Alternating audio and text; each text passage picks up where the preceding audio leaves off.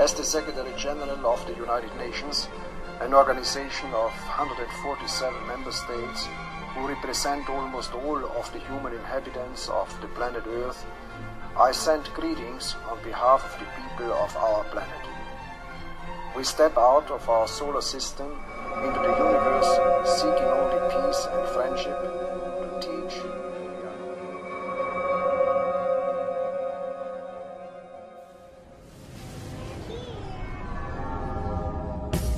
You talking to me? Did you have a brain tumor for breakfast? Then who the hell else are you talking? You talking to me? I'm funny how? I mean, funny like a clown. I'm Peter Venkman. We all go a little mad sometimes. Man who doesn't spend time with his family can never be a real man. Damn! Hot. Kind of a big deal. First rule of Fight Club is do not talk about Fight Club. Yeah, baby! Baby was.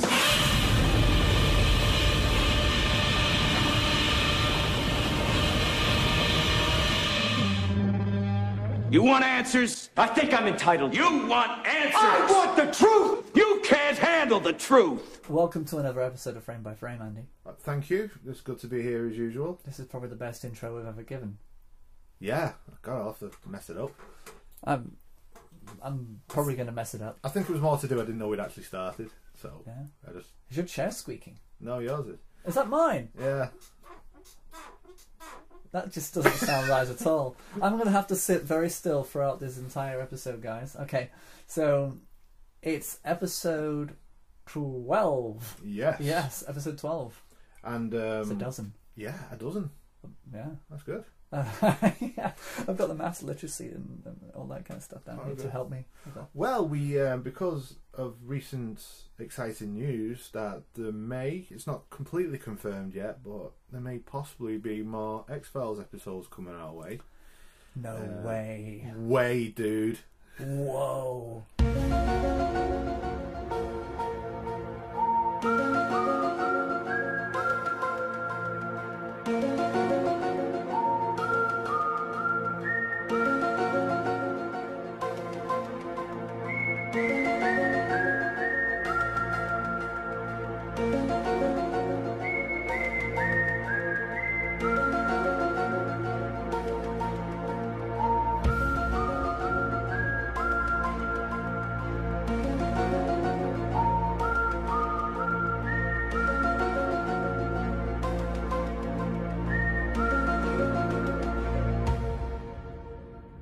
I wonder if X-Files will go smaller. I think. Everything's going smaller now. 13 episodes max, that kind of thing. Yeah, I think it's good. They've done it. Marvel's done it with this Agent Carter that's come out. Just 8 episodes. That's it. Yeah. Goodbye. Yeah. And that's right. You can, because say if someone gives you £10 million, Mm-hmm. if you're going to make 8 episodes that are great or 20 mediocre episodes, Yes. you'd want to go for the 8 because you can make it. You've got more money for the CGI, for effects, for more time as well. Yeah, more time, locations. Yeah. So if they do go ahead and Chris Carter says yes, let's do this, I hope they go with the 8 episode format. That's why in Star Trek, for every 3 episodes, there were like 5 episodes that were just on the ship, them staring at the view screen. Mr. Data, what kind of cake is this? It is a cellular peptide cake. Yeah. Yeah. So yeah, it's. I think the X-Files themselves, when they were doing because I think every series I must have had like 15, 16 episodes at least. Oh no, they went for the full 24. 24, wow. At least. And they. Pretty sure. Yeah, and you can tell where the money had been spent in some of the episodes, and then all of a sudden it was like, oh well, let's just look at Fro Hickey in a office for half an hour for this one. Yeah, that's exactly it. Or generally they just base it in Vancouver or LA, depending on when they were filming it at the time. Yeah, and it was going to be very localized, and it would just be somebody who just stores women in a cupboard. Yeah. Because that's the cheapest kind of fun we can have these days. According to Charlie Sheen, it is. It is. But what I like is I said throw Hickey in an office for half an hour. Yeah. And you just didn't even bat an eyelid. No, you because didn't we're care. that much nerds. We know who Fro Hickey is. Yeah. He's a lone gunman, but we're Oh, yeah, going to tell all the three 12 of them. the 12 people that Yeah, he's one of the. Yeah, because my mother hasn't watched the X-Files at all. Is she not? No, so she's not going to listen to this at all, then, is she? If we talked about the Lake House or While You Were Sleeping, right? Neither of those were episodes of X-Files. They were both films. No, but Keanu Reeves was in one, and Sandra Bullock was in the other, who were both in Speed. And neither of them were in the X-Files. No. Couldn't afford them. But okay, so let's just go back in time. Yeah. Let's go back in time to 1993. Yeah, they would have been filming in 92, came out in 93. Yeah. In America, episodes came out 6 months before Sky. Right. And that was a further 3 to 4 months before the BBC got hold of them. So we were way behind for if you were poor like me, who didn't have Sky. I didn't know about the X-Files until Britannia Video Club had this advert on the back of their of a magazine. I think it was one of my mother's magazines, where if you join up to Britannia, you'd get 4 free videos. The 4 choices I got were the X-Files, volumes 1, 2, and 3, and 4, which were the only 4 volumes that were released in that version. Right. And they didn't have the right logo on them. They had random images on the front that had nothing to do with the X-Files, and they were literally just generic marketed episodes of the X-Files. Well, this is how fortunate I was. Yeah. Was because I come from a working class family, but my dad worked very hard, and because I was obsessed with Guns N' Roses at the time, they were doing this 3-hour long Paris gig that was streaming live on Sky Movies. Right. So my dad got Sky just for that for me. Really? That's how spoiled I was. Wow. And then I got wind of this Sky One. This you think all the X-Files, and it seemed a series that was tailor made just for me, because I was always obsessed with UFOs and ghosts and the paranormal and all that kind of stuff. Yeah. And I thought, that looks pretty good. I'll tune in for the very first one that I ever heard on British TV. And that's the amazing thing. I was probably a bit young to be watching it. But well, yeah, but I didn't go into it halfway through season 2 or 3. I went straight in with the videos. Yeah. And then luckily, by the time I'd finished the volume 4, the BBC started to show those ones as well. So I kind of, in a way, got around the lack of Sky problem with free videos. And so it came out on BBC? It came out on the BBC a little bit later. Yeah, that's better, because with Sky One, the adverts were just ridiculous. Yeah, always. Yeah, you'd have to you'd have like the opening credits. Then Lurpak. Yeah, then adverts, then a little bit of story. Then Shake and Vac commercial. Yeah. So I suppose we should talk about the pilot episode then. Yeah. The pilot episode was just called The Pilot Episode. Yeah. And a young FBI agent is assigned a watchdog duty over a fellow agent, but finds herself drawn into his investigations of paranormal and unexplained phenomena. Doesn't it just make you feel, yes? There was nothing around at the time. Nothing. I mean, Michael Aspel was making Strange But True episodes. Yeah. That was about it. There was nothing paranormal. I think this was even before Most Haunted. But it came at of course, yeah. But it came at the right time. It was just after the Cold War thing, and everyone was really paranoid. Yeah. And then the X-Files come, and it was the right time. It was like the right show for the right opening time. Things up for the first time. Yeah. It was as if, for real, we were actually being told about things that, and a lot of the mythos was built around that. Agent Mulder, I'm Dana Scully. I've been assigned to work with you. Oh, isn't it nice to be suddenly so highly regarded? Yeah. So, and it was. I mean, I don't think they even intended. I mean, this first episode was, of course, a standalone episode. Well, that was the thing. It was like watching a film. Yes, it was very cinematic. It was, and I think this is probably the first time, or one of the first times, like an actual series. Every episode was. It looked like they spent millions on it. Yeah. They hadn't. Exactly. They'd obviously done, they find out ways to do certain things, and been very creative with it. Just better directors, better. I think they had better money. I think seriously, the writing strike was over after 1988, and Star Trek Next Generation was probably the only show before X-Files that was actually creating interesting, gripping storylines. Well, this was after Twin Peaks, of course. Well, yeah. I think Twin Peaks made it possible for these things to happen. Yeah. I'm glad you made that. I want to make a little parallel between The Next Generation and The X-Files. Oh, yeah? Because The X-Files is set in real, day-to-day life, but deal with extraordinary phenomena. Yeah. Where Star Trek is based in space, in extraordinary surroundings, but dealing with very day-to-day mundane things. Oh my gosh, yeah. There is a very unusual... That's how they could coexist together. Yeah. And both do so well. That's it. That's clever. Yeah, yeah. Well, thank you. Genius, because back in 1983, Star Trek was on its 3rd season, and they were only just starting to get out of their woodenness of... Yeah. They were actually starting to get comfortable with it. So I think it was a good time for X-Files to just jump in and actually show them how to do it. That's why they put the I in FBI. See you tomorrow morning, Scully.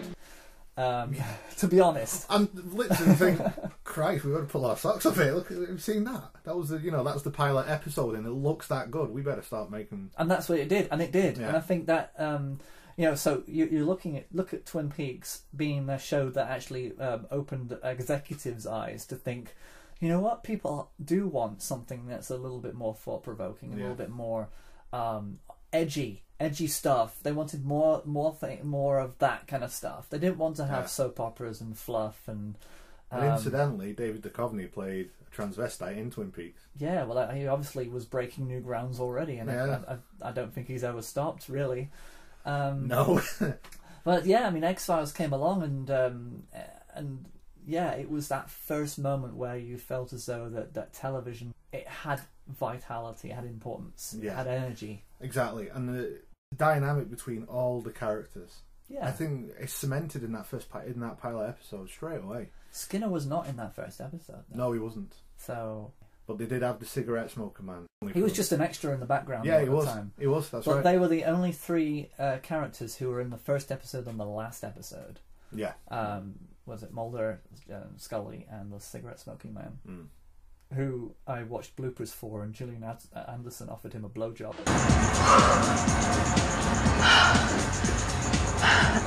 Did you come?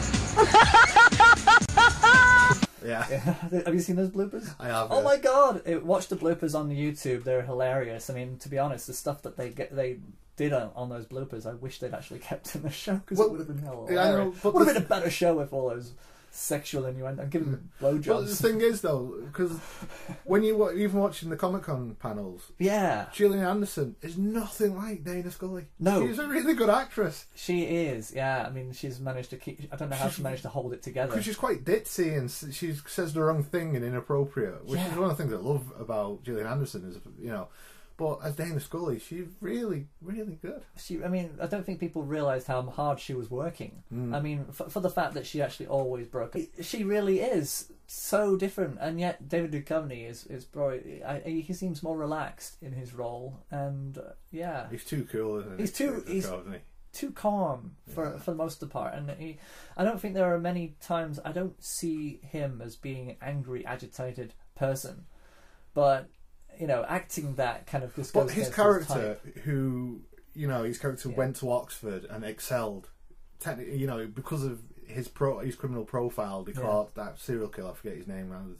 But I mean, they don't say it. They go as far as to say he's pretty much a genius. Yeah. But he's found these X-Files, which the rest of the FBI think is ridiculous. And he wants to. But he becomes obsessed with it, and then you got the polar opposite of Scully, who.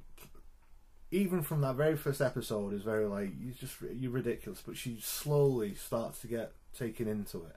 Yeah. And you remember where she gets those mosquito stings on her back in the pilot? Yeah. And she goes round to his apartment straight away. Knocks on and just like, can you check it? Because she thinks she might have been abducted, and it's just straight away. It's great. Well, that's it. I mean, I think that there's for any skeptic out there has to be an element where they think, I'm believing this because I'm afraid to think that it was actually real. Yeah, I think fear drives a lot of skepticism, or cynicism more so than skepticism. I think skepticism is more about keeping a faculty straight and looking at everything natural before unnatural. Do you believe in the existence of extraterrestrials?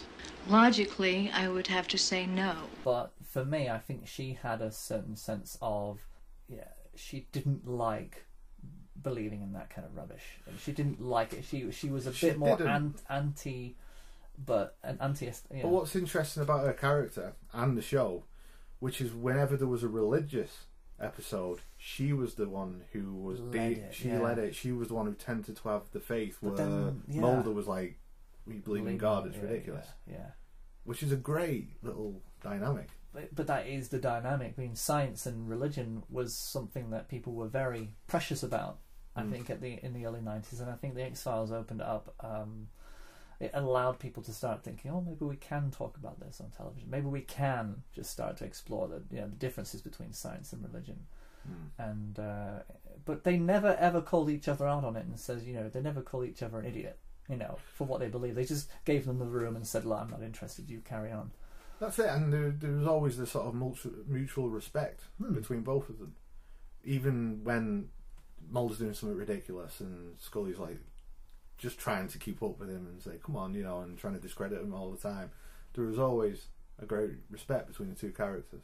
Yeah, absolutely. So the very first episode, the pilot episode, is to do with an abduction, isn't it? It is, yeah. About Billy Myers. Billy Myers, of course. Who is it? Steven Spielberg. It was Billy Myers and all his college friends that had a party in the woods, hadn't they? And then they were all abducted, and then that's it. And then again, it goes to the notion of cover-ups because the neighbourhood were trying to cover it up, and they didn't like the FBI being there. And yeah, it kind of reminded me a little bit more like Twin Peaks in a way. There's a lot of elements of people just appearing. Yeah, absolutely. The neighbourhood trying to keep the outside influence out. Yeah, we've got this thing going on, But that's the amusing thing is I read that that Scully is a female FBI agent, and she was inspired a lot by Jodie Foster's character in Silence of the Lambs. In fact, I think that the series creator Chris Carter had that interest as well, of having that Jodie Foster-esque kind of a sense of it. I mean, Silence of the Lambs as a forerunner would have made a great pilot for this. Would have been an interesting exploration of but less of about supernatural. But funnily enough, I mean, of course, Jodie Foster had a guest role in one of the episodes where she played the voice. She did voice work for a tattoo that talked. So she had a little appearance there. When it came to make Hannibal, Gillian Anderson was really, really frustrated because she couldn't audition for the role because of Scully. Because in her contract, when she signed up to do Scully from that very first episode, she is contractually obligated to never ever play an FBI agent in any other film, television, or program. Wow! Once she signed up for this, she was contractually not allowed to play an FBI agent in anything else. The answers are there. You just have to know where to look. Yeah, I just think you would have think that's Scully playing. Yeah, exactly. But it would have been she's been really clever in the film choices after X-Files. Yes, where she turns up in the Last King of Scotland and things like that. But you don't really recognise it. You think, and she's got the blonde hair, and you're thinking, oh, Gillian Anderson. You're thinking that's Scully. What's she doing in that film? Yes, you know it's Scully. It was like, I don't do you remember T.J. Hooker? Yeah, it wasn't William Shatner playing T.J. Hooker. It was Captain Kirk who'd come down and wanted to be a policeman for a bit. You know what I mean? Well, anyway, so we've got the pilot episode, and so that sort of tells you where we're at. What we've got with these two characters and the squeaky chair. I'm going to get rid of the squeaky chair. This is what I'm going to do. Right, the squeaky chair is out, and I'm going to sit on the squeaky beanbag. Well, is there any more you want to say about the pilot episode? It was solid. It was solid. It was great. It really captured the imagination of everybody. I knew I'd made the right purchase, even though it was free, Britannia videos. Oh, it blew my mind. It absolutely blew my mind when I watched that the first time. It was just brilliant. Essentially, we're going to talk about our favourite episodes or episodes that we like. So it pretty much followed on from the pilot episode. It never got bad. Yeah. There are ones that aren't as good as one, you know what I mean? But I think one I wouldn't mind bringing up now is Squeeze. I love Squeeze. Yes. Paired up with Tombs as well, because they did have a follow-up. But Squeeze, the whole bile-eating what a terrifying monster. He is able to squeeze his way into any any entrance and kill people, Yeah. remove their livers and spleens? Or Yeah, it was liver because he wanted all the bile. No, he sort of slept in bile, didn't he? Slept in bile, yeah. I mean, What a horrible thing. Well, yeah, respect, man. But it was so creepy. It awakens once every 30 years to kill. Undetermined points of entry. Each victim had their liver removed. But this time, Position 10 requesting backup. 2 FBI agents Oh my God, Mulder. will be waiting for it. The X-Files, an all-new episode, Friday at 9, 8 Central. Yeah, what a great... I mean, straight away, somebody came up with a classic character, and they could have overused him. Mm. They only did it twice, but that was enough. Yeah. It was pretty damn good, though. Well, you didn't expect him to come back, did you? Because No, he gets no, locked no. away. He goes after Skull at the end of the first one, doesn't he? I think so, yeah, that was it. Yeah, It because was- the end of Actual Tombs, the second one, Mulder ends up going into his cocoon with all the bile and stuff, doesn't That's he? it, yeah, behind the mattress. Yeah. That was it, yeah. No, he goes through a wall, doesn't he? Yeah, it was Yeah, it's through a wall and it's all goo. I And, think the first one was in a mattress. yeah, it he's was kinda crawling like a- through bile, man. That's dark. Yeah, it's pretty cool. I mean, yeah, like I say, you haven't seen anything like this on television. Don't think I think that was really good. And what's your next episode on your list? Go on, you pick one. Oh, I've got. I have to jump to. I'll go to number 3 because if we're going to go in order, I'd like to say that Ice was one of my favorite episodes in season 1. Okay. Basically, it's very similar to The Thing. Yeah, it's this thing that comes out the throat. Yes, Yeah. and it then passes on to another host, and then Spores go out with it, don't they? Yeah, exactly. There was some I just enjoyed that claustrophobic paranoia.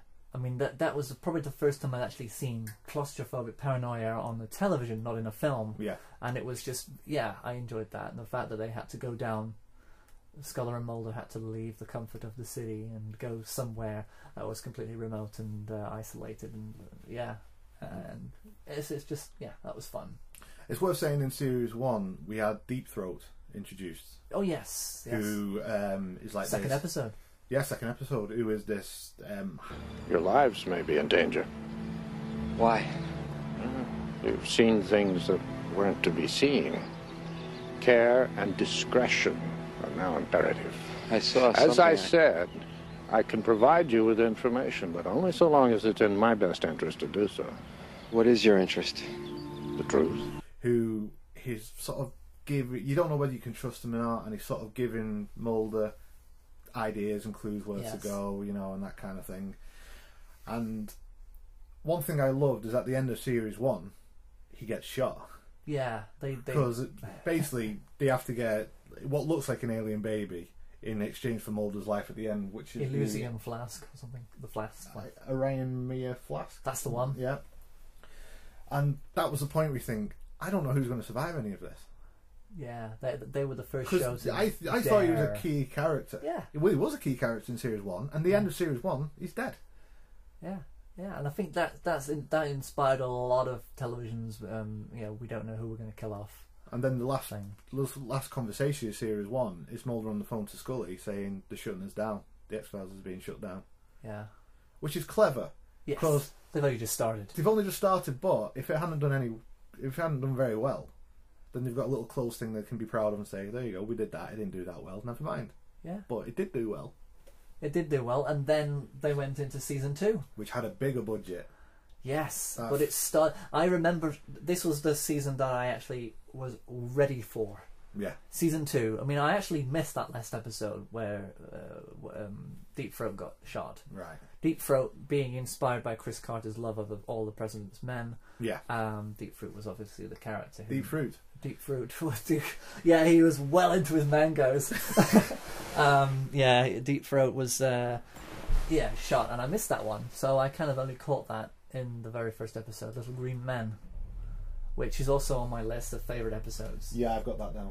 Perfect way to kick it off again. I loved it. I loved that Amazing. episode, and it was exciting. Oh hey, no ho on the rojo. I learnt to see the Spanish in there, which apparently, according to Catherine, no ho on the rojo is not Spanish at all. It's Spanglish. It's actually it's no, don't touch the red button. Oh, really? I've always said it. I've always said it to the cats. You know, Starbuck, no ho on the roho. But yeah, Little Green Men. It was funny because he's sitting there in a room listening to conversations and surveillance tapes. Yeah, but again, you've got the isolation. He's on his own. They're separate. They're doing their own thing. Yeah. What was Scully doing? If I remember rightly, the FBI guys were trying to figure out where he'd gone, and she was trying to find him before they did. Do you remember? Because at the very end, she manages to find him, and he was like, "It was beautiful," because you may or may not have seen an alien the evening before. And then when they come out, you see all the government officials trying to make their way up, and then they have that exciting down the hill jeep. You see, I missed that last episode, so whatever she was doing. Well, she'd been reassigned because she tried to. She was reassigned. He was walking around like a zombie. Yeah. Not interested because obviously the X-Files weren't happening He was just anymore. eating peanuts. And she'd come up to him and just say like, "Hi, Mulder," and he'd ignore her and just walk past her. Oh, that's right. I remember in the corridor. Yeah. So she was just yeah. But I think everybody was more interested in what Mulder was doing. They really didn't focus that much in where she was doing, what she was up to. Because Mulder was the person who he got this intel to go to this place. Yeah. And it was him. He was there, and he was in the middle of a hurricane as well, wasn't he? Yes. So he couldn't get out, and again you got the isolation of being stuck in there. Love it. I love those episodes where they are stuck in the middle of nowhere. But there's just that weirdness about it, that colour, that green feeling about it, that unnerved. Because you actually don't see anything. You just well, when the doors fly open, yeah, he shuts them again, doesn't he? And he's like hiding, and you see a bright light. You can kind of see a figure emerging from the bright light, and then it just whites out. It's been a long time, yeah. And then the following day, he's just coming round at the morning, and Scully's found him. And there's no record of it; it's all gone. But I remember just watching that and just thinking, "Oh my god, it's even better! It is even better. It's getting better." And yeah, and they think they can't top that. Oh, the second episode in, Host. Oh my god! This was my favourite episode. I don't know why, because that's the weird thing. I don't understand why this episode was so good, but it was. It was about a fluke worm. That the mother of all fluke worms, who was attacking sewage workers. Sewage workers, yeah. So they're back in the shit, literally, and the Host was another one of those episodes that just was so sharp. Everybody was right on form. Yeah, and it was freaky as hell. I mean, that sucker thing. It looked like one of the mutants from He-Man, actually. Well, the visual of its head in the toilet. Yeah, just looking up. Oh my god, it's very freaky. Very freaky. Yes. Did it put you off using toilets for a while? Still to this day.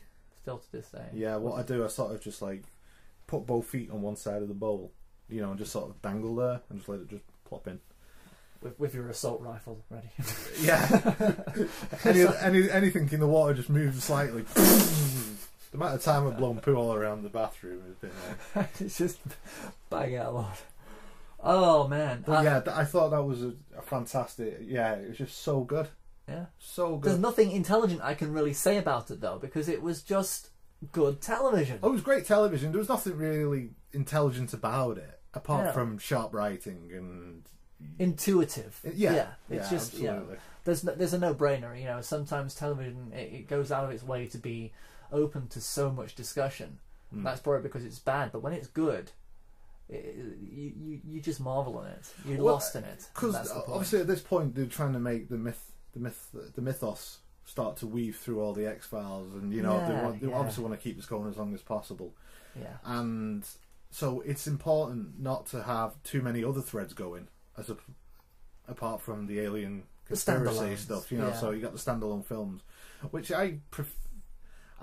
with this list, I purposely have stayed away from the mythos because the standalone films are easy to talk about. We could do another podcast about the mythos. Yeah, there's too much in there. Definitely, there is, and that sort of thing disappeared up its own backside for a little bit. I think it did. I kind of felt as though it was kind of like a crutch to lean upon as soon as the characters needed some kind of a motivation to go somewhere.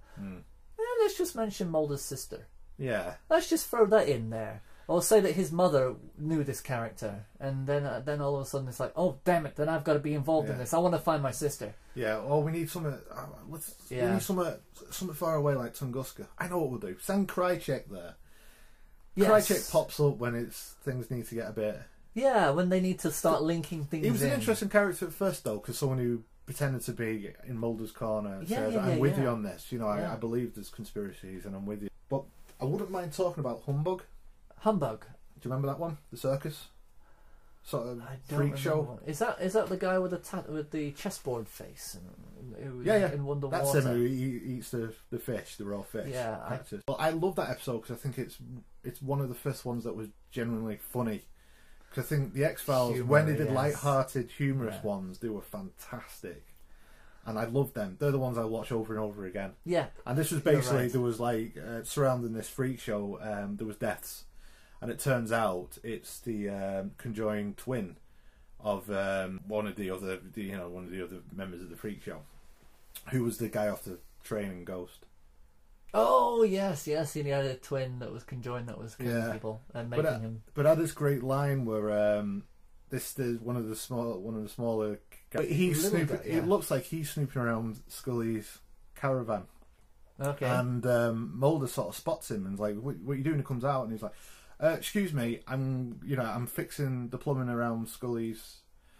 Fixing her plumbing. I'm fixing the plumbing around here. Trust you. Wink, wink. Yeah, but he's saying like, yeah. Look at you. You know, just because you're a tall, attractive man, you seem to think just because a person of my stature wouldn't be able to attract, a female such as her. Yeah. And Mulder goes, "We'd be surprised how many men you attract as well." And looks at him, and I was like, it's a really funny line, and Duchovny plays it so straight that, and then he just looks at him and then they just walks away. And it's really, really good. Could also be a Duchovny thing, though. It's one of those. He's got that kind of that dry sense of humour. That is always on the edge. And, but at the end, when they find out that it's the conjoined twin, and they end up sort of killing it and fixing the situation, sort of thing. Fixing the situation. Yeah. What am I on about? One of the freaks is talking to Scully, and he's just saying, "Look, there's no place in the world for people like us anymore. There's no more freak shows like this. Because of the way they can fix, embryos and stuff. There'll be no anomalies. There's no one. And in 10 years from now, people will be looking like him." And he has a shot of Duchovny. He's got his hands on his hip, one leg on the step, and he's like giving this like sort of wistful look into the. And it's just brilliant. It's really good. You see, I've seen the future, and the future looks just like him. Imagine going through your whole life looking like that. The humour in this, it seems to be in dark corners. Yeah. They seem to find humour in dark corners. I think the episode Monday did that as well, which is the episode where they kept on blowing themselves up in a bank. In a bank, yeah. But it starts off with that humorous thing every morning of Mulder waking up on a waterbed. Yeah. And the music is kind of just jolly kind of music. He can't remember how we got the waterbed though, can he? No, and that's hilarious. Do you remember how we got the waterbed? Is it somebody must have given it to him? I No, don't know. we'll talk about that in a bit. We'll talk about that, but that's way up in season 5, I think. Yeah. So Humbug, I think I need to rewatch that one and take a look at this bit of strutting male testosterone. Well, I think we both got this one. Clyde Bruckman's Final Repose. Who? Have you not got that one? Oh, you haven't? No, what was that one? That's I probably do, but I don't remember the It's episode. a man with psychic powers assists the agents with the hunt of a killer. It's with Peter Boyle in it. Oh, right. No. I don't think I've seen every episode. There's Right. 202 episodes. I've seen every one. Oh man! Well, this is you've got to see this one. This is another one where he plays a sidekick, but they're after this killer. But it's more about Peter Boyle's character, and he has a connection with Scully. Oh. And in the end, Scully ends up keeping his dog at the end of it. But they have this real thing where they sort of like Mulder's put a little bit more to the background, and it's between them two, and it's a really nice, funny episode. Was that in season 3? No, I think it's still in 2. I think Still in it might 2? be 2 or 3. It Yeah. might be 3. Yeah. Because I think it was the first episode that was Scully focus was, of course, after Dwayne Barry when she gets kidnapped. Oh yeah, of course. Yeah. There's kind of like a whole thing about her, and then they start to think, well, I think up until then it was always about Mulder first, Scully second. Yeah. And I think it was when they started to give her episodes, that her own mythos, she has a completely different mythos than an arc, I should say. Actually, no, there's really no mythos. It's more of a personal journey for her throughout this whole series. It is, and it's because of her devotion to Mulder. You know, she loses a sister. You know, members of her family start to get killed, and she doesn't realize how important she is in his life. Yeah, because she does ground him so much. Yeah, but at the same time, he's helping her realize a few things about her life. And of course, then they start to throw all these different medical challenges to her. The whole she has a barcode in her neck, and all these different things start to. Well, that was a chip, wasn't it? The chip, and she runs a chip through the barcode of the supermarket, and it goes mental. Yeah, it's kind of like I mean, it's quite an arc. I mean, let's go back to Star Trek: Next Generation. There was no arc for anybody. Not really. In that show. No. X-Files. Well, there was between arc. No, there wasn't really. Was there? No. Data started to say more English things, more normal, regular, everyday things. Number 2 and the girl who could feel everyone's emotions. They started to get like there was a romantic thing between them. Yeah, on and off. But that was kind of, but the only reason why they went full on was the movie. But yeah, I mean, the arcs in for these characters were strong, and they were able to pull things into episodes when they needed them. I think it's very, very important that they had that. And the sexual tension between them. Yes, well, it was undeniable all the way through it, but that's because they were flirty people anyway. But there was the odd episode I wanted to make is the war. You're an X-Files geek. You are. You're really not kidding me. me. Great. Okay, the coprophages. Yeah, that's what I would have said. The war of the coprophages. Coprophages. Yeah, coprophages. Yeah, which is just. This is Scully at home, and Mulder's just heard of cockroach attacks in this town, and he thinks there's something quite paranormal about it. So he goes off on his own while she stays at back, and he basically through most of it just keep in touch over the phone. And there's a few deaths, and then he rings her. No, she starts to get quite into it, and Scully's ringing him all the time, saying like, "What's going on?" You know, and he ends up meeting this insect specialist called Bambi. She's really attractive, and Scully rings up and he goes, "Oh, I'm just on the phone to Bambi. She's a scientist. Her name's Bambi." And she starts to get jealous, because he's working with someone else. But it's done to such comic effect. It's fantastic. It's really good. And up to the end where she ends up going to the town to meet up with him, and this is Bambi. And it turns out that some of these cockroaches are actually animatronic. And so they go to this guy who specialises in building these sort of huge insect-like things, and he just can't. It's beyond his comprehension how anyone could do this. And they sort of hypothesise that if someone like another species out in the universe wanted to watch us, the best way to do it was just have these little animatronic insects look perfectly like a cockroach, and that's how they're watching us. Oh yeah. But it was just a dynamic between Scully, you know, just starting to get jealous because Mulder's with this band. The fact that she came out there, she came out there. Okay, yeah, that was the start of it. Yeah, I can see that. I don't think it's the start of it because it was always brooding. Oh yeah, when from she the finally first gets, episode, but when she finally gets to the town, she pulls up, and she gets out the car, and that girl's there, and Scully's like, "Bambi, I presume." She went, "Yeah, Fox is in there," and she's like, "Fox, oh brother, stay here.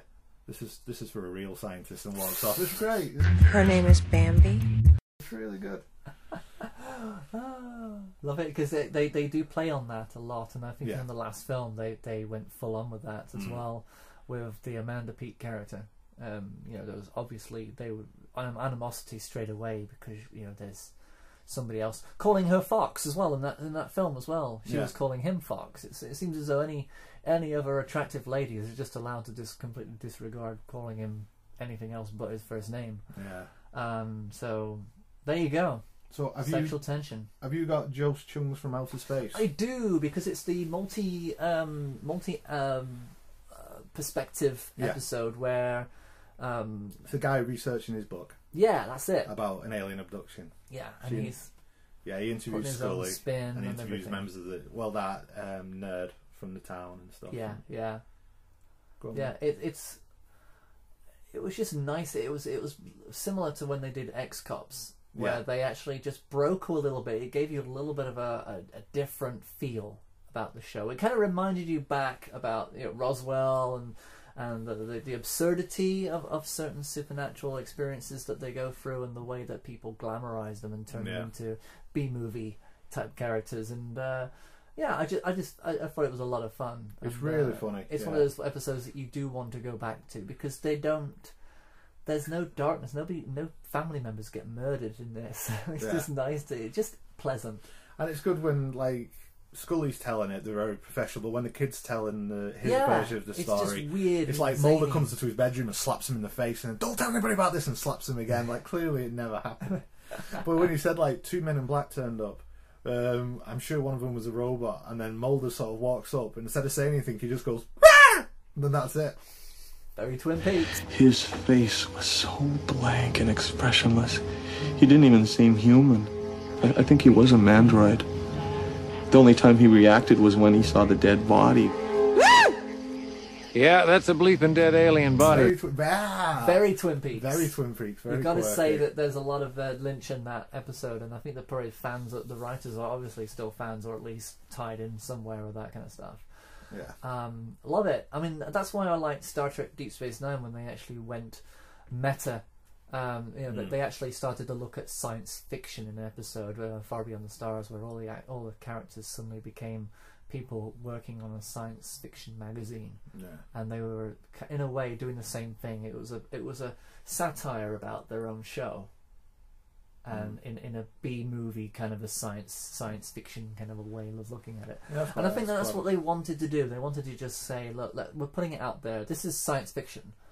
None of these things that we do are actually, well, we'd like to think that there were some of those weird things out there, but for the most part, tattoos don't talk to you, and there are no big worms in your toilet. No. Unless you've been eating apple cores, and sometimes you may pass one out with a lot of pushing. Ooh, yeah. Apart from spiders and bananas, that's as far as we can go in this country. Incidentally, what colour is Scully's hair? Auburn. I would go as far as say red. You'd say red. Yeah, sort of ginger. Yeah. Like Ginger Spice. I think she was modelled on Ginger Spice out of the Spice Girls. Really? Yeah. That's an interesting little tie-in. Just a little conspiracy theory all of my own. Yeah. I just thought of right now. So I better say it. Ginger Spice. Well, when did the Spice Girls start? When the X-Files did. It was born out of it. It was this. Yeah. Oh man, they should have done an episode. That would have been an interesting episode. Yeah. You don't want to do that. No. Okay, what you got next? The Postmodern Prometheus. Is that the name of the episode, or are you just... No, that's the name of the episode. That's the one where Mulder and Scully travel to a small town that they say there's like a monster dwelling within the town who's sort of getting people pregnant. It's kind of like an Elephant Man type story, filmed completely in black and white. Again, it's quite a humorous one because the guy who's got the disfigured face is obsessed with Cher because of that film Cher did. Oh yeah, because of Mask. Yeah. Yeah.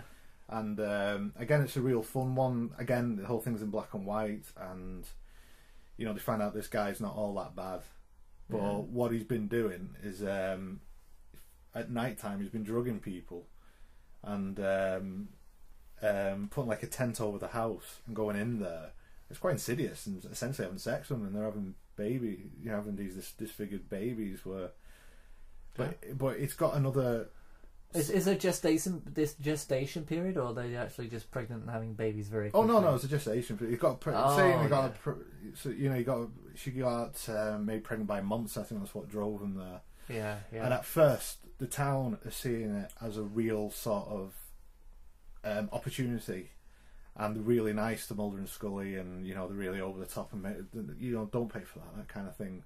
But as they start to get more into it and say it's not a monster, it's just this disfigured person, the town go against them because they wanted it to be a monster. Right. But at the end of it, they're on Jerry Springer saying, "I want to keep my monster child." He does guest star in one of the episodes, and that was the one. Postmodern Prometheus, yeah. Wow. And at the very end, Mulder and Scully take him to watch Cher. It's great. It's just a nice little thing. You got Mulder and Scully just dancing away, and he's up there loving it. Another really great. I can't believe it. I haven't seen that one. You see, there are a few that I missed. Well, I suppose you've not seen Bad Blood then. Is that when the vampire one? It's a vampire falls one. in love with Scully. Yeah, Luke Wilson. Luke Wilson.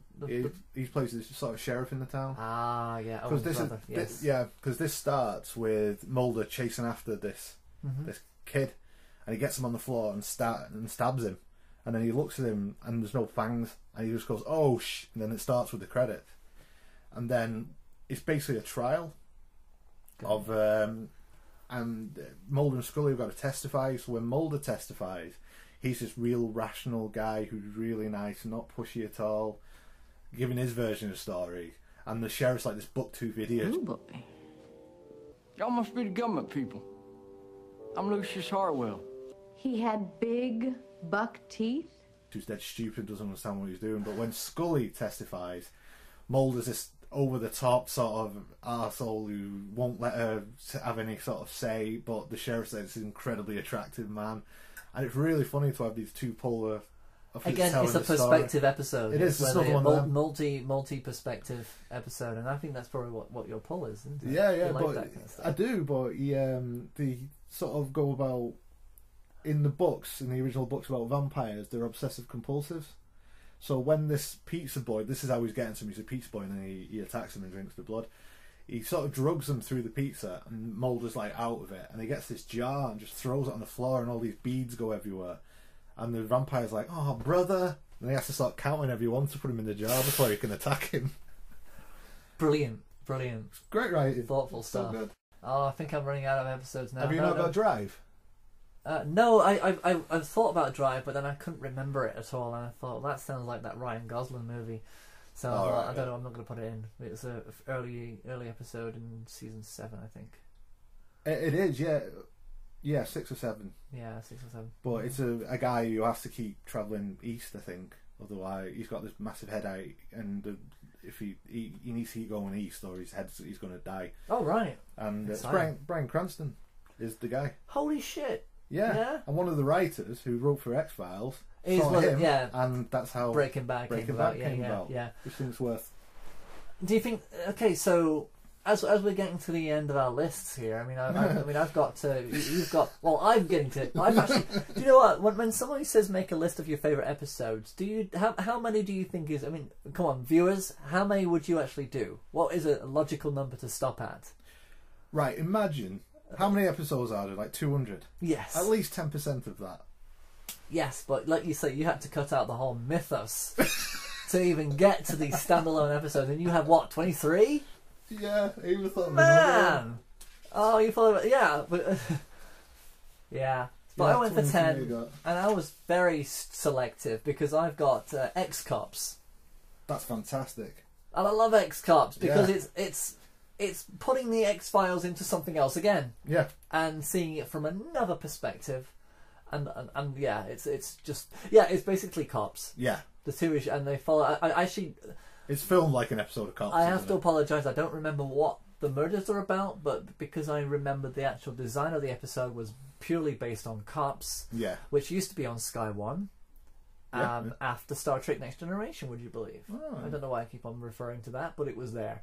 And it was basically a full-on episode where they are being followed by cameras and they're aware of it. Now there has been several TV shows that have actually done an episode where the cameras are aware of them.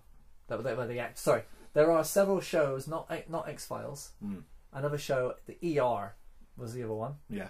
ER did it after, I think, where they did a live hour episode where everything was just live and they had to do everything as if it was being shot for television with cameras there in front of them, and they knew exactly that it was being televised. And it's I think that's probably the hardest bit of television that you can end up doing, is when you're actually aware of cameras. Yeah. You spend all this time being told to don't look at the camera. Don't, just pretend the cameras aren't there. You're in the room. This is, we're not here. You need to really focus on what you're doing. You're a character. You're doing this. And all of a sudden, But again, they did it brilliantly because Scully hated the cameras. She did, I remember that. Yeah, but Mulder really sort of enjoyed it. There's one Yeah. point where he's driving and he's talking about, like, oh yeah, you know, this is quite normal for us. Because I think there's a neighbourhood monster who's been Yeah. attacking people. But that's what And cops he's like, is. yeah, and he's like, so that's kind of why they pay us the big bucks, you know? And it's great. It's so good. It is fantastic. And that's in there. Yeah. So... Do you remember Triangle? No. It's where Mulder, against what everyone's told him, a ship has reappeared that's been it's disappeared since World War II. It's been no one's ever Yes. thought it's something that's reappeared. So against everyone's wishes, Mulder has to go to this ship, and while he's on there, he goes to a different dimension into World War II, and he's got to stop the scientist. I forget the one who created the atom bomb. What's his name? He's on this boat anyway, but Scully's on there. Yeah. But playing a different character. Skinner's on there, but he's a different character who plays German. No. This doesn't seem right. It's brilliant. It's freaking brilliant. Are you sure?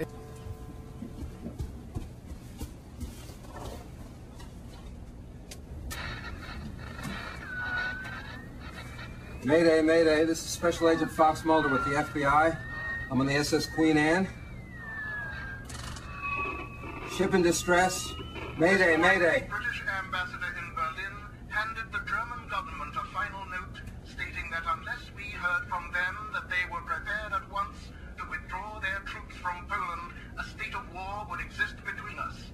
No such undertaking has been received. Consequently, as of today, September the 3rd, 1939, this country is at war with Germany.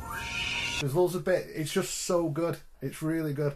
And long takes. It has this take. There's no cut for about 10 minutes following Scully all around the FBI headquarters.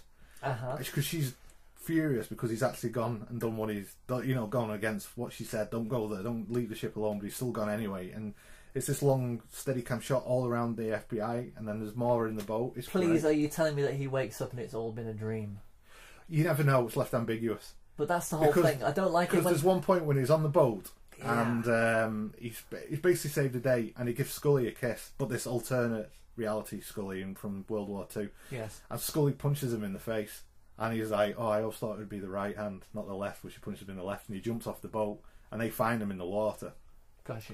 And then he's in the hospital, and Scully's all sort of like really annoyed with him, and he's like, "Oh, am I okay? You know, is everything all right?" And everyone's like saying, you know, when you come to, I'm going to give you a good pasting for this. And he says to Scully, like, "Scully, I love you," kind of thing. And she's like, "Oh, brother," and just walks off and leaves him. And then as he leaves, he sort of just holds his jaw like it actually happened. But you don't know whether he went to this ship and ended up just falling in the water or did they rescue him. But it's a really good ship, and a really good episode. I love ships. I bet you don't know Dreamland 1 and 2, do you? No. Do you not remember the one? It's a two-parter where he goes into...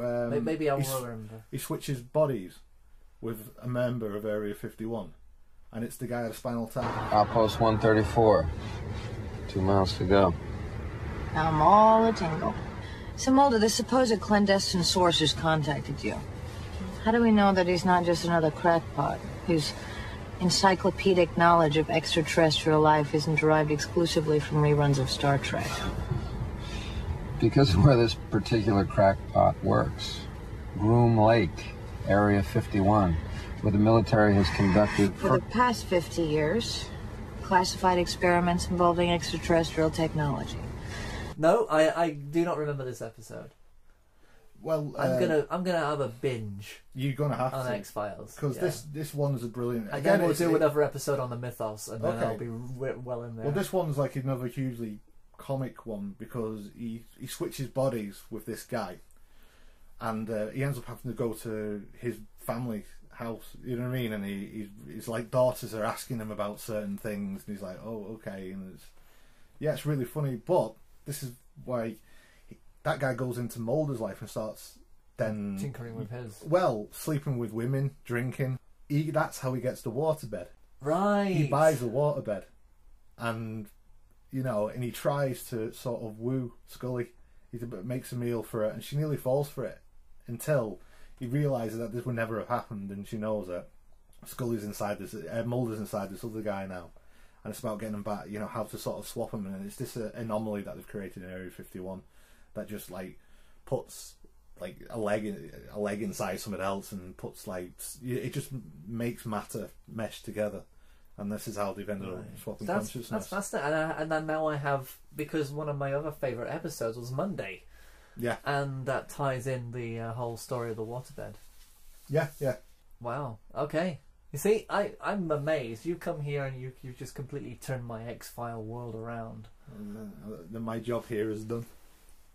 Really? How are we doing? 59 minutes. Oh, do you know what? There's so much to talk about. We haven't even talked about the films yet. We haven't. We're going to have to maybe do a series of X-Files podcasts. I think we might have to. We'll have to just keep dipping in and out of it. This is just about our favourite episodes. Yeah, and I'm not going to get through all of mine. Come on, let's go on. Let's go. Go on. What's next? How the Ghost Stole Christmas. It's a Christmas Eve. Mulder and Scully stake out a house that is on Christmas that is supposedly haunted by the ghosts of two lovers who killed each other in a lovers' pact 81 years before. Yeah. Christmas special. Inside, the agents find two apparitions who were more than willing to give insight into the relationship and personalities of Mulder and Scully. Oh. And that's another really fun one. Yeah. It's an interesting one and definitely work, but really well filmed. We'll go into, like he'll run, like there's no cut, but he'll run, well there will be, but he runs out of one room. Like there's like a door on the left hand wall and a door on the right hand wall. He runs out the door on the left hand wall, instantly comes out of the door on the right hand. So he just can't get out of this room. It's just a fun little ghost house episode for Christmas. Then Monday I put down, so you can talk about that. Monday, yeah, it's Groundhog Day episode. But yeah, the episode is about the same day happening over again. Mulder wakes up. He realizes that he's got to go to the bank because his water bed has leaked all over the place. And of course, he's not supposed to have a waterbed in his apartment. He doesn't understand why he has it there, so he has to go and get a check to pay the landlord for the cost of the damage. Unfortunately, he has to go to the bank, and when he gets to the bank, there's a hold-up. There's a guy in there with explosives, and every time he goes in, Scully goes to find him as well, and she ends up at the bank. They both end up blowing up in the bank. And so then the day starts again. The newspaper's thrown against the door, and there's another day. And every single day, there's a little bit more knowledge instilled into Mulder's memory. And of course, this woman who keeps on stopping him in the street to let him know that this is going to happen again and again and again. And every time she tells him, he ends up going in the bank. Same thing happens again. Isn't the woman has something to do with the shooter, doesn't she? She's the girlfriend. Yeah. And which. To be honest, there is one plot hole in this whole episode. Is why doesn't she just stab him to death while he sleeps at that night before? When she wakes up, obviously she wakes up and and she knows that he's going to go and blow up and why doesn't she just kill him? Maybe she loves him, can't bring herself to do it. Yeah, but I think if it happened about 50-60 times, I would be willing to. I've recently watched Interstellar. And Love knows no boundaries. Love knows no boundaries. Love is the universal constant. You're right. So she can't kill him. But yeah, anyway, so she lets it happen every time, and Mulder and Scully die every single time, and then Mulder starts to realise through, Scully gets warned by her just before it all happens, and eventually they come to a conclusion where the woman has to die at the hands of her boyfriend, and everything is back to normal again. So, but it's fun to have a Groundhog Day episode in there. We haven't seen any of those for the X-Files before, so it was just it was fun as well, because every time Mulder woke up, he had to try and stop his waterbed from leaking, which went on for a good 5 minutes. There's so much of that. They just didn't want to cut any, of course, because it's just David Duchovny. Yeah, well, they don't want to cut any. Yeah, very good. Yeah. But he's such a good comic actor, isn't he? He is. They both are. They're both great, but him especially. I think it's because of that dry sensibility he's got. But yeah, but he can be serious and comic. Oh, yeah. Luckily, he's not comic. As in, you would never ever see David Duchovny doing stand-up. Oh God, no. No, but he still has that diverse range as an actor, not a performer. Well, you watch him in Californication, and he's like, wow, that's so far removed from Mulder to be Hank Moody. He's quite disgusting, to be honest. He's a quite revolting character, but again, the way he plays it, you can't help but root for him. He can't get off his drugs, he can't stop drinking, he can't stop sleeping around. Every time he manages to get his wife back, he'll mess it up somehow and sleep with another girl. He just can't help it. He's for like, some reason, like this Charlie Sheen that you admire. Yeah. Yeah, it's like yeah, Charlie Sheen with thing. talent. There was just one I wanted to mention, which is one called The Unnatural. Do you remember that? It's a baseball themed one. David Duchovny wrote and directed this one, and it's Mulder uncovers a story involving a Negro baseball player in the 1940s who played for a minor league team in Roswell. When in a photograph he sees the alien bounty hunter, it is presumed that Josh Exley, the baseball player in question, might just be an alien himself. And again, it's just another fun. Trying to figure out if this guy's an alien. Well, I think it turns out that he was an alien. You know what I mean? And he ends up like interviewing people who knew things about him and stuff. But yeah, it's just a really good, fun one. That's good. Yeah. Yeah. So nice. Check that out. First gun shooter we've talked about. Hollywood AD. It's a real good parody of Hollywood. Sorry, that was my zip. Of my coat. Not my pants. It's a big parody of Hollywood, yeah? Yeah, where Skinner has a friend from college who's a producer in Hollywood, and he wants to make a film about the X-Files. And again, David Duchovny directed this.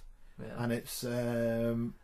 he likes his metafiction, Duchovny. Yeah, it's that Twin Peaks sensibility. But Tia Leone plays Scully. Yes. And Gary Shandling plays Mulder. And Gary Shandling is one of his best friends, and Tia Leone obviously was his wife. ex-wife. And I think there was a comment about Tia Leone saying the show. There was a comment about that in the episode, wasn't there? About Tia Leone couldn't fancy Mulder or something. What was that? Yeah.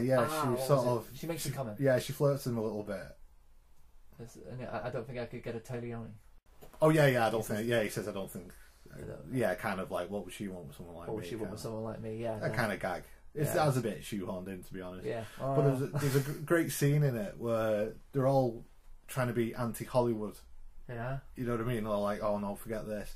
And there's a scene when one of them, I think Mulder rings up Scully. Mulder's in the bath with some champagne and chocolates, and he rings up Scully, and Scully's in the bath with champagne and chocolates. And he's saying, so what are you doing? Oh, I'm just working on some files. What are you doing? Mulder, it's me. What are you doing? I'm working at the computer. What are you doing? I'm packing. Just, getting ready for a trip back to DC tomorrow. Scully, I was just thinking about Lazarus, Ed Wood, and those tofurkey zombies. How come when people come back from the dead, they always want to hurt the living? Well, that's because people can't really come back from the dead, Mulder. I mean, ghosts and zombies are just projections of our own repressed, cannibalistic, and sexual fears and desires. They are who we fear that we are at heart, just mindless automatons who can only kill and eat. Party pooper. Well, I got a new theory. I say that when zombies try to eat people, that's just the first stage. You see, they've just come back from being dead, so they're going to do all the things they missed from when they were alive. So first they're going to eat. Then they're going to drink. Then they're going to dance and make love. Oh, I see. So it's just that we never get to stay with them long enough to see the gentler side of the undead. Exactly. Hold on a second, smell the line. Hello? Agent Mulder, it's Assistant Director Skinner. I hope I didn't catch you at a bad time. No, sir, I'm just at the computer. Listen, I just wanted to apologize for coming down so hard on you during the Huffman/Fallon case. I appreciate that, Skin Man. Don't call me that. Yes, sir. Where are you now? I'm right underneath you. I'm in LA at the same hotel as you. Right below you and Agent Scully. A friend of mine got me a associate producer credit on the movie. AP Skinner, huh? So what are you up to right now, sir? I'm taking a bubble bath. Hold on, just one second, sir. Hey, Scully, Skin Man is calling me from a bubble bath. It's still me, Mulder. Sorry, just hold on one second, sir. Scully? Yeah. Yeah, Skinner is calling me from a bubble bath. Wow. He's really gone Hollywood. Totally. You know, Mulder, speaking of Hollywood, I think that Tia Leone has a little crush on you. Yeah, right. Like Tia Leone's ever gonna have a crush on me. I think that Shandling likes you good, too. Really? I love you, Scully. I'm doing the same. And it's like split screen, and then all of a sudden Skinner rings him up, and it's a three-way split and he's screen. Actually in the bath. And then he says to Skinner, what are you doing? I'm having the bath, having some champagne. Because he just doesn't care. He's in Hollywood. But the other two trying to have, Very nice. Yeah. Again, like I say, I'm going to have a binge. And when I'm ready, I'll let you know when I'm Okay. ready, and we'll do another episode. You'll love the end of it because it has this. We're all the. It's about the Lazarus Bowl. That's what it's about. The Lazarus Bowl, and all these corpses at the end get reanimated, but they end up just doing this like weird dance routine towards the end. It's good because it's sort of taking the mick out of Hollywood a little bit. You with your endless list, which we haven't. We could put music on, but it's kind of split throughout the whole episode. Yeah. This whole episode is a list. It is. I'm so obsessed with lists. You are. But I make lists about lists. and I just make. I don't even get a list out. I do want to kind of just share before we finish. There's one fact that I found absolutely amazing. You know Mulder's mum? Yeah. Played by Rebecca Tulin. Yeah. She's played the older lady, and, you know, of course, because it's Mulder's mother. Mm. She was only 1 year older than David Duchovny. That is amazing. She was just 1 year. She basically, I don't know if she was old before her age, about old before her time, or if it was makeup, but she looked at least 20 years senior to David Duchovny, but she was only 1 year older. I still can't fathom that. When I saw that, I read that, I had to go through several sources to confirm it, because I thought, no way. Mulder's mother, 1 year different to David Duchovny. I'm saying that now it's like over 20 years since the X-Files began. Yeah. They both look the same. They don't look like they've aged at all. Scully's got a little bit more angular, and she's kind of, like I say, she's got more of an edge about her now than she did. I think styles have changed rather than the way they look. I think they've aged. Yeah. They could still do it now. Yeah, and that's what I mean. Last film, you didn't really tell that David Duchovny had aged. No. And that, again, is the great thing, because it's the right time to bring it back now, because we have got a paranoia against the government. And a new one. Yeah, there's a whole... You know what I mean? Yeah, Because at one point, X-Files wasn't relevant anymore, because people trusted the government. But then after 9/11 and all that kind of stuff, and people have got this inherent distrust with the government again, it's the perfect time to bring it back. And that was probably why, I mean, I noticed that after Fight the Future and right up to season 9, they wanted to make a film straight after the last season, but they never did because of legal issues, and they couldn't get all the actors together, which is probably why Skinner only appeared in a couple of scenes at the end of the movie.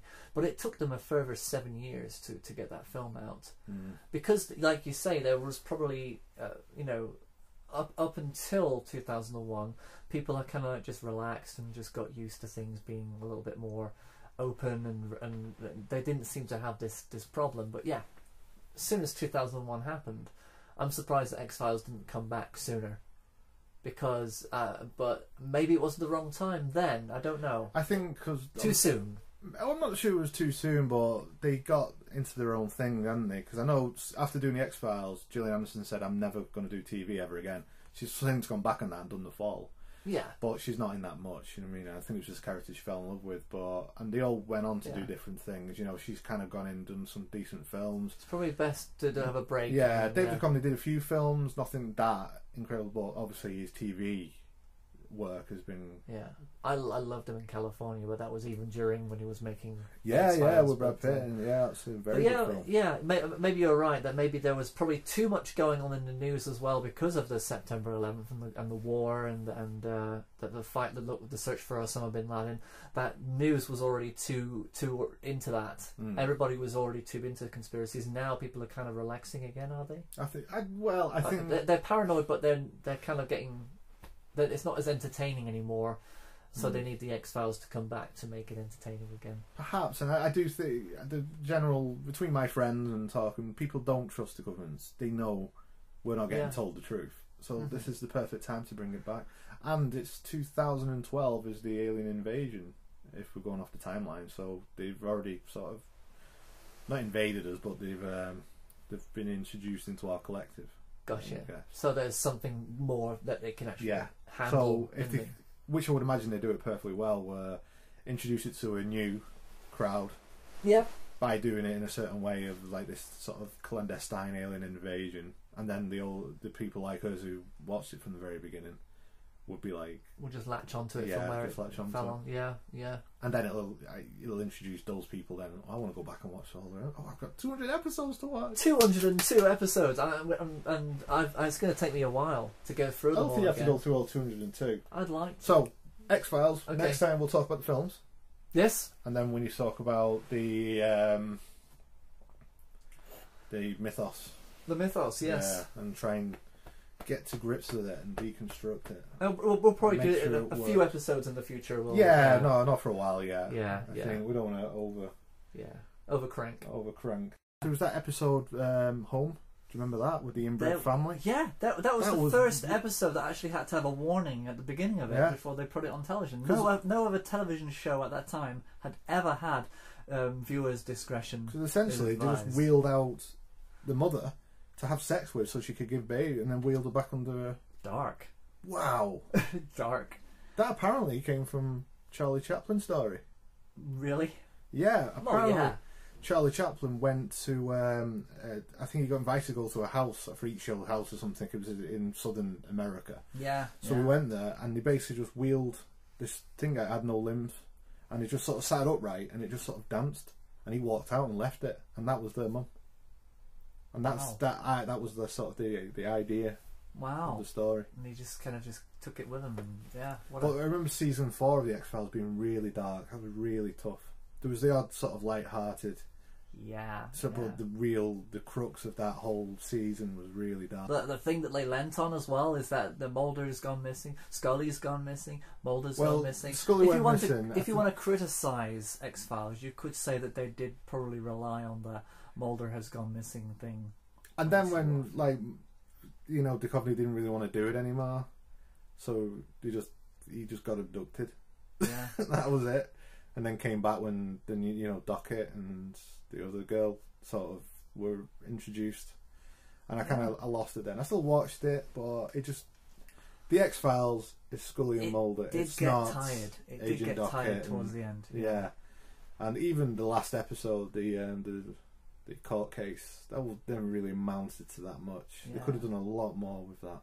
It's a shame because I think they could have tied a lot of things a lot sooner and then found Could they have found new motivations? Could Mulder have had a new motivation to look further? Well, the motivation being that Mulder and Scully had a child, and this child is something because Mulder got experimented on, and then they had a child together. Yeah, yeah. And so there's something quite special about this child, apparently. Yeah, yeah. And so searching for that would have been another avenue to go down. Maybe they will in the episodes. Hopefully it'll get made and we'll get to see it. But yeah, that was it. That's kind of all we can delve into of the X-Files at this time. Yeah, I think we've spoken enough. Yeah. Hang on a second. What's that? Who's that outside your window? Is that? Oh, is that? No. Is that the X? Is that the Spice Girls? No, they don't. No, look. Oh my God, who's that? That's Sport. She looks a bit sporty. She looks a bit posh. You got a ginger one, scary one. This is not right. Baby one. Come on. What are they doing? What are they putting masks on? Oh my God, they're coming over here. They're coming over here. To the door. Just having fun, isn't it? Yeah. Oh my God, they're in. Oh yeah. Quick, just grab everything. What the? Oh my God! What do you want? What is it? No, Billy, grab me! No! To become one? What do you mean to become one? What?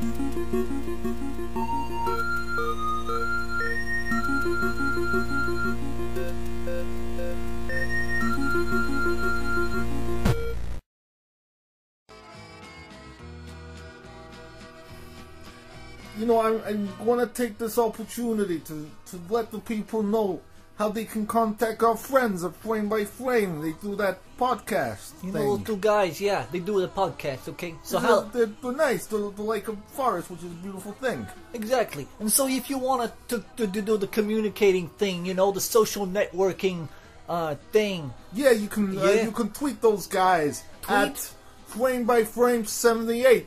If you'd like to go to their website, that will be www.roastedportions.com. You don't need to do the www. It's implied that it's going to be the World Wide Web. But people need to know that. Okay, just go to roastedportions.com, okay? You go down the right-hand side, you've got the social connections. You can talk to the people who do the show. You can even talk to the people who made that movie, you know, CACO3. Who'd want to talk to those mooks?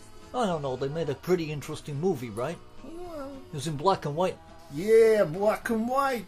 I like that. We like black and white, and there was also some trees in that movie, too. Oh, trees. It's like being in a forest, which is a beautiful thing. Other connections, you can really get to know these people on YouTube as well, and if you want to comment on their podcast, I urge you to do that. Okay? Yeah, I think it is a proper, really nice thing if people want to start contacting these guys. Subscribe to them and comment. I mean, it's just polite, you know. Also, you can email them at framebyframe78@gmail.com. That's it. I think that's everything wrapped up, so. Hey, I'm gonna go and plant a tree somewhere. Okay, you go plant some trees. I'm gonna go plant a tree. I'm gonna go tweet. You tweet, I'll plant a tree. It's us. We're out of here.